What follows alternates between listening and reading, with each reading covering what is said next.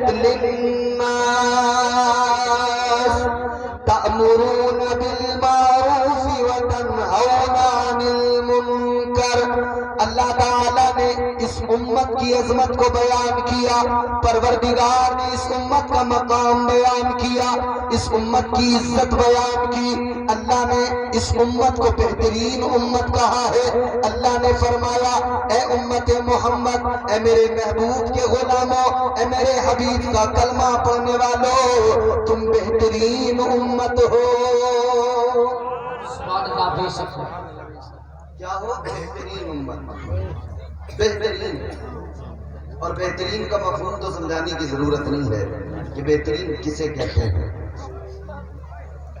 یاد رکھنا میرے عزیزو، پروردگار نے آپ کو، مجھے، ہم سب کو بہترین کہا اور بہترین بنایا، بہترین بنایا اور پھر اعلان کر دیا تم بہترین ہو۔ آؤ میں تمہیں سمجھاتا ہوں اس امت کی عزت کیا ہے، اس امت کا مقام و مرتبہ کیا ہے۔ اللہ کے پیارے پیغمبر جناب حضرت موسیٰ علیہ السلام اللہ کے بڑے برگزیدہ پیغمبر ہیں۔ آپ اللہ کا کلام پڑھ رہے ہیں، اللہ تبارک و تعالیٰ کا نازل کردہ صحیفہ توریت کی تلاوت کر رہے ہیں۔ آپ نے اس کے اندر پڑھا ایک امت کی عظمت لکھی ہوئی ہے، ایک امت کا مقام لکھا ہوا ہے، اس کے اندر لکھا ہوا ہے ایک امت ایسی آئے گی دنیا کے اندر کہ اس کا مقام یہ ہوگا، اللہ تبارک و تعالیٰ اس امت کو یہ شان عطا کرے گا کہ وہ امت ایسی امت ہوگی، رات کے اندھیرے میں اگر صدقہ دے گی، رات کے اندھیرے میں اگر کسی کو خیرات دے گی۔ حضرت موسیٰ علیہ السلام کے زمانے میں آپ کی امت کے لیے قانون یہ تھا، اگر کوئی صدقہ دیا کرتا تھا، اگر کوئی خیرات کیا کرتا تھا، وہ لا کر میدان میں رکھ دیا کرتا تھا۔ اللہ تبارک و تعالیٰ کی بارگاہ میں جو کوئی اپنا عطیہ پیش کرنا چاہتا تھا، لا کر میدان میں رکھ دیا کرتا تھا۔ آسمان سے ایک بجلی آتی تھی، ایک آگ آتی تھی، یا تو اسے اٹھا کر لے جاتی تھی یا پھر اس کو جلا دیا کرتی تھی، یا اگر وہ قبول نہیں ہوتا تھا تو وہیں پر پڑا رہ جاتا تھا، وہیں پر گل سل کے خراب ہو جاتا تھا۔ لیکن سنو توریت کے اندر حضرت موسیٰ علیہ السلام پڑھ رہے ہیں کہ امت ایسی آئے گی اگر رات کے اندھیرے میں صدقہ دے گی، اللہ رات کے اس اندھیرے کے اندر اسی وقت میں اس کے صدقے کو قبول فرمائے گا۔ حضرت موسیٰ علیہ السلام نے اللہ کی بارگاہ میں عرض کر دیا اے میرے مولا وہ امت مجھے عطا کر دے، یا اللہ وہ امت مجھے عطا کر دے۔ اللہ نے فرمایا موسیٰ وہ امت تمہیں کیسے دے دوں، وہ امت تمہیں کیسے عطا کر دوں؟ اے موسیٰ وہ امت تو میرے حبیب کی امت ہے۔ سبحان اللہ، زندہ باد۔ اللہ تبارک و تعالیٰ نے فرمایا موسیٰ وہ امت تمہیں کیسے عطا کر دوں، وہ تو میرے محبوب کی امت ہے، وہ میرے حبیب کی امت ہے۔ حضرت موسیٰ پھر تلاوت کر رہے ہیں، توریت کو پڑھ رہے ہیں، آگے حضرت موسیٰ نے پڑھا ہے، آگے حضرت موسیٰ پڑھ رہے ہیں کہ ایک امت دنیا میں ایسی آئے گی اگر اس امت سے گناہ ہو جائیں گے، اگر وہ چھپ کر رات کی تنہائی میں گناہ کریں گے۔ حضرت موسیٰ کے دور میں اگر کوئی رات کے سناٹے میں گناہ کیا کرتا تھا تو صبح کو اللہ تعالیٰ اس کے گناہ کو دنیا کے سامنے ظاہر کر دیتا تھا، یا تو اس کے دروازے پہ لکھ دیا جاتا تھا یا اس کی پیشانی پہ لکھ دیا جاتا تھا۔ ادھر اگر کوئی گناہ کرے اس کا گناہ جگ ظاہر ہو جاتا تھا، اس کا گناہ دنیا کو پتہ لگ جاتا تھا۔ لیکن سنو میرے عزیزو، توریت میں لکھا ہے موسیٰ علیہ السلام پڑھ رہے ہیں ایک امت ایسی آئے گی وہ گناہ کرے گی مگر اللہ اس کے گناہوں پہ پردہ ڈالے گا، اللہ اس کے گناہوں کی پردہ پوشی کرے گا۔ حضرت موسیٰ نے عرض کیا اے مولا وہ امت مجھے عطا کر دے۔ اللہ نے فرمایا اے موسیٰ وہ امت تم کو کیسے عطا کر دو؟ اے موسیٰ وہ امت تو میرے محبوب کی امت ہے۔ حضرت موسیٰ علیہ السلام پڑھتے چلے گئے، اس امت کا مقام و مرتبہ اللہ कबीरा अल्लाह की बारगाह में अर्ज करते चले गए, या अल्लाह वो उम्मत मुझे अता कर दे, या अल्लाह वो उम्मत मुझे अता कर दे। अल्लाह फरमाने लगा, ऐ मूसा वो उम्मत तुम्हें कैसे अता कर दो, वो मेरे महबूब की उम्मत है। तो फिर हजरत मूसा ने अल्लाह की बारगाह में अर्ज किया, अर्ज करने लगे, ऐ मेरे परवरदिगार अल्लाहुम्मा जाअलनी मिन उम्मती मोहम्मद। अर्ज करने लगे, ऐ मौला अगर वो उम्मत मुझे अता नहीं करता तो मौला तू मुझे भी उसी उम्मत में शामिल कर दे। जिंदाबाद जिंदाबाद, अल्लाह अकबर, या रसूल अल्लाह, या इसी बात सुनने का वजह के साथ मैं आपके साथ हंसी दिल लगी नहीं करूंगा, थोड़ी चंद बातें बता के अपनी गुफ्तगू आप तक पहुंचा के कुछ पैगाम दे के रुखसत हो जाऊंगा। फिर आप हजरत असद इकबाल कलकत्तवी को सुनेंगे। ये उम्मत मोहम्मद है। तौरात में इस उम्मत का मकाम बयान किया अल्लाह ने। हजरत मूसा अलैहिस्सलाम ने अल्लाह की बारगाह में दुआ मांगी, मौला मुझे उसी उम्मत में शामिल कर दे। ये वो उम्मत है, इस उम्मत का मकाम ये है, इस उम्मत की अजमत ये है। अल्लाह ने कहा बेहतरीन उम्मत है। अल्लाह जिसे बेहतरीन कहे, अल्लाह जिसकी अजमत बयान करे, गौर तो करो कि अल्लाह उस उम्मत से कितना प्यार करता होगा। अल्लाह उस उम्मत से प्यार कितना करता होगा।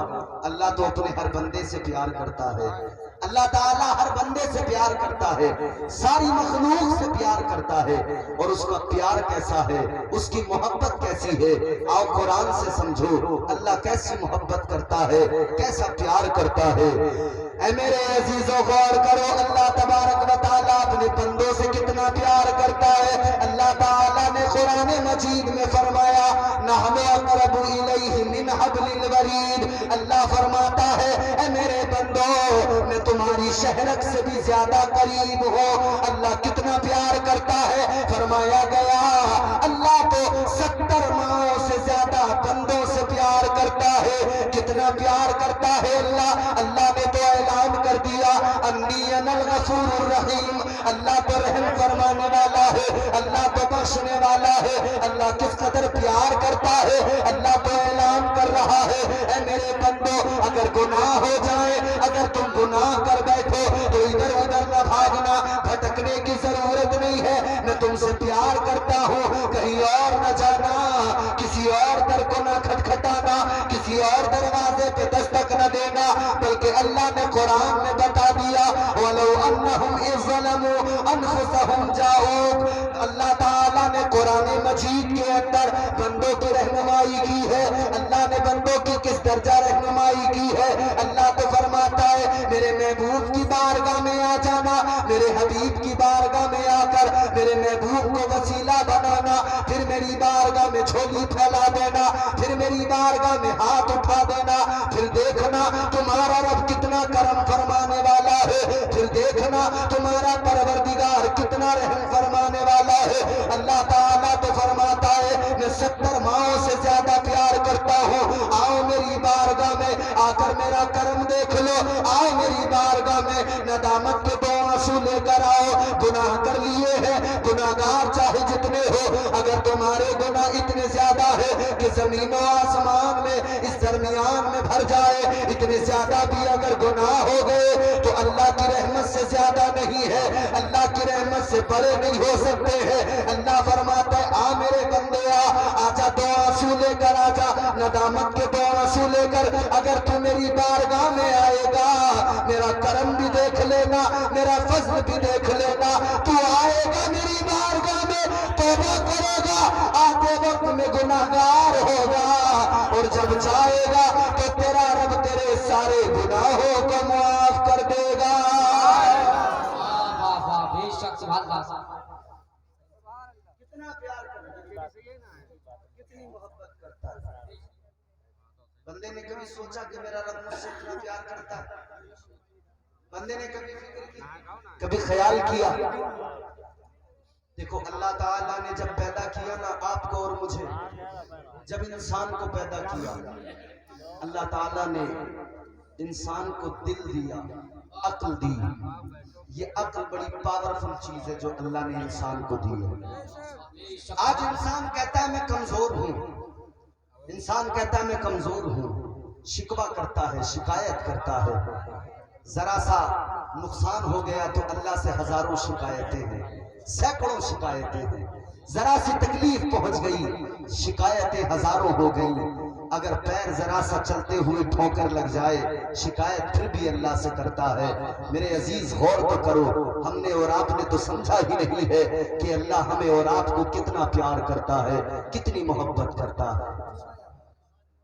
کبھی خود کو کمزور نہ سمجھنا، کبھی خود کو تنہا نہ سمجھنا۔ اللہ نے نہ کمزور بنایا ہے نہ تمہیں اور مجھے تنہا چھوڑا ہے، تنہا نہیں چھوڑا اللہ نے۔ غور کرو، پروردگار عالم نے تمہیں اور مجھے بنایا، ایک طرف تو شیطان پیچھے لگا وہ بہکانے لگا، ایک طرف نفس بھی بنایا اللہ نے، اور اللہ تعالیٰ نے خود فرمایا کہ انسان کے وجود میں جو سب سے بری چیز میں نے بنائی ہے وہ نفس بنایا ہے۔ سمجھ میں آ رہی ہے بات؟ بولو بولو، سمجھ میں آ رہی ہے؟ نفس بھائی کیا ہے نفس؟ اقبال صاحب بیٹھے سنے نفس کیا ہے؟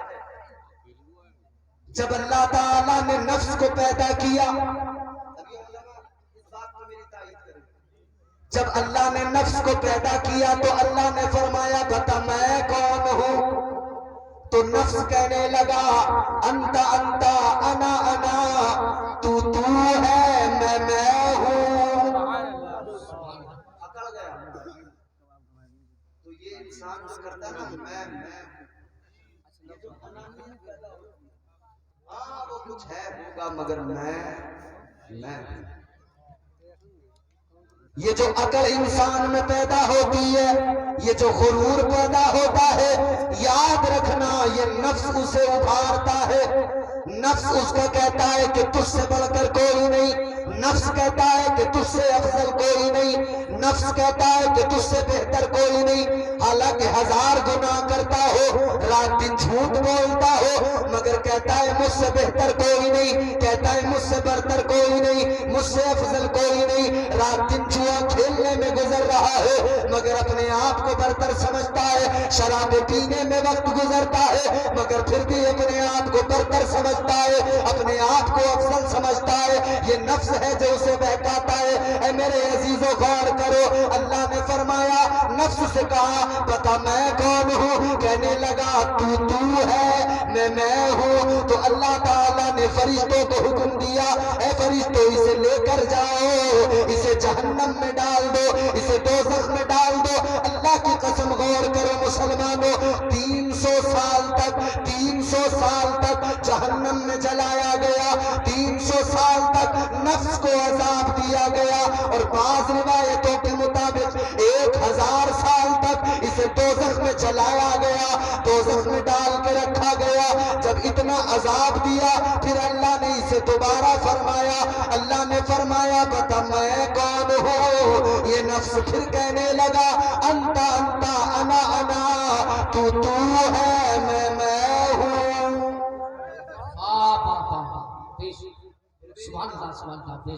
پھر بھی نہیں مانا، یعنی اللہ نے دوزخ میں رکھا، عذاب دیا مگر مانا پھر بھی نہیں۔ یہ نفس کی بات، یہ انسان کا نفس ہے، یہ مانتا نہیں ہے۔ وہ تم نے دیکھا ہو نا کسی بے غیرت بے شرم کو ایک تھپڑ مارو، وہ کہتا تم 100 مار لے مگر جو بات کہوں گا وہی کہتا رہوں گا۔ اے میرے عزیزو غور کرو، دوبارہ پھر اللہ نے فرشتوں کو حکم دیا اسے لے کر جاؤ جہنم میں جلاؤ۔ فرشتے پھر دوبارہ لے کر گئے، پھر اللہ تبارک و تعالیٰ کے حکم پر دوزخ میں ڈال دیا گیا، پھر جہنم میں جلایا گیا، پھر دوزخ میں جلایا گیا، 300 سال تک پھر عذاب دیا گیا۔ پھر اس کے بعد میں اللہ نے دوبارہ فرمایا بتا میں کون ہوں؟ اس نے پھر بھی وہی جواب دیا تو ہے میں ہوں۔ اللہ نے فرمایا فرشتوں یہ ایسے نہیں ماننے والا، ایسے نہیں مانے گا۔ اللہ نے فرمایا اے فرشتوں اس پر بھوک کا بوجھ ڈال دو، اس پر عبادت کا بوجھ ڈال دو، اس پر سجدوں کا بوجھ ڈال دو، اس پر بندگی کا بوجھ ڈال دو. جب یہ سارا بوجھ ڈالا گیا پھر اللہ نے فرمایا پتہ میں کون ہوں؟ پھر یہی نفس تھا کہنے لگا تو میرا پروردگار ہے، تو میرا خالق و مالک ہے، تو میرا رب ہے، تو میرا پیدا کرنے والا ہے. زندہ باد بے شک. اللہ نفس کی قسمیں ہیں. نفس امارہ ہر مومن کے پاس، ہر کافر کے پاس ہے، ہمیشہ صرف گناہوں کی دعوت دیتا ہے. اور نفس کی اگلی منزل، جب نفس کی اگلی منزل کی طرف جاؤ گے تو یہ نفس لوامہ بن جاتا ہے. پھر نفس ملہمہ، پھر ایک منزل وہ آتی ہے نفس مطمئنہ. پھر وہ کبھی گناہوں کی دعوت نہیں دیتا، ہمیشہ نیکیوں کا حکم دیتا ہے. اللہ تعالیٰ نے نفس کے اوپر جب عبادت کا بوجھ ڈالا، بھوک کا بوجھ ڈالا، پھر یہ قابو میں آ گیا، پھر کنٹرول میں آ گیا. تو اللہ نے بندوں کو بتا دیا میرے بندوں اگر نفس پر قابو پانا ہے تو اسے بھوکا رکھنا پڑے گا. اگر نفس پر قابو پانا ہے تو عبادت کا بوجھ اس پر ڈالنا پڑے گا، سجدوں کا بوجھ اس پر ڈالنا پڑے گا. اگر یہ بوجھ نہ ڈالا تو یہ نفس تمہارے قابو میں نہیں آ سکتا ہے. تو میرے عزیزو اللہ نے پھر ضابطہ بھی دے دیا. اللہ نے 1 سال میں 30 دن کے روزے فرض کر دیے تاکہ 30 دن روزے رکھو، بھوک کی وجہ سے نفس قابو میں آ جائے. اللہ نے ضابطہ دے دیا، عبادت کا بوجھ ڈالا، 5 وقت کی نماز فرض کر دی، 5 وقت سجدے کرو گے، عبادت کرو گے، نفس قابو میں رہے گا، نفس کو کنٹرول کر سکو گے. اور اللہ والوں نے یہی کیا ہے. نفس کہتا تھا آج اچھا کھانا کھائیں گے، اللہ والوں نے درختوں کے پتے چبا لیے. نفس کہتا تھا آج بریانی کھائیں گے، اللہ والوں نے درختوں کی چھال چبائی ہے. نفس کہتا تھا آج رات کو مزے سے سونا ہے، آرام سے سونا ہے، اللہ والے ساری رات عبادت میں گزار دیا کرتے تھے، ساری رات اللہ اللہ میں لگا دیا کرتے تھے. اے میرے عزیزو یہ نفس ہے جو انسان کو بہکاتا ہے. ایک طرف شیطان ہے، ایک طرف نفس ہے، دونوں بہکانے پہ لگے ہیں، دونوں بہکانے پہ لگے ہیں. انسان سوال کر سکتا ہے کہ میں تو بڑا کمزور ہوں، میں نیکی کروں تو کیسے کروں، نماز پڑھوں تو کیسے پڑھوں، عبادت کروں تو کیسے کروں. نفس بھی میرے پیچھے لگا ہے، ادھر شیطان بھی میرے پیچھے لگا ہے. لیکن نہ میرے عزیزو اللہ تعالیٰ نے تمہیں اور مجھے کمزور نہیں بنایا ہے. اللہ نے تمہیں اور مجھے تنہا نہیں چھوڑا ہے، بلکہ پروردگار عالم کا کرم دیکھو. ادھر شیطان بہکاتا ہے تو اس نے جب اللہ کی بارگاہ میں کہا تھا، جب شیطان نے کہا تھا قال فبعزتک لأغوینہم اجمعین، شیطان نے کہا تھا اے مولا تیرے بندوں کو بہکاؤں گا، تیرے بندوں کو گناہوں کی راہوں پہ کھڑا کروں گا، تیرے بندوں کو گناہوں کی طرف راغب و مائل کروں گا. اللہ نے فرمایا تھا اے شیطان جا زور لگا لے، اے شیطان جا کوشش کر لے، تو میرے بندوں کو بہکائے گا، جا میرے بندوں کو بہکا. مگر ایک جماعت ایسی ہوگی تو بہکائے گا وہ بہک نہ سکیں گے. کچھ ایسے میرے بندے ہوں گے تیری ہر کوشش ناکام ہو جائے گی، تو لاکھ بہکائے گا مگر ان کو بہکا نہیں سکتا ہے. مگر ہاں کچھ لوگ ہوں گے، کچھ بندے ایسے ہوں گے تو بہکائے گا وہ بہک جائیں گے، تو گناہ کروائے گا وہ گناہ بھی کر بیٹھیں گے. مگر سن لے اللہ نے فرما دیا میں اپنے بندوں کو تنہا نہیں چھوڑوں گا، میں اپنے بندوں کو تنہا نہیں چھوڑوں گا. اللہ نے فرما دیا تو اگر بہکائے گا اور بندہ میرا گناہ کر لے گا تو میں اپنے بندوں کے لیے توبہ کا دروازہ کھول دوں گا. بے شک.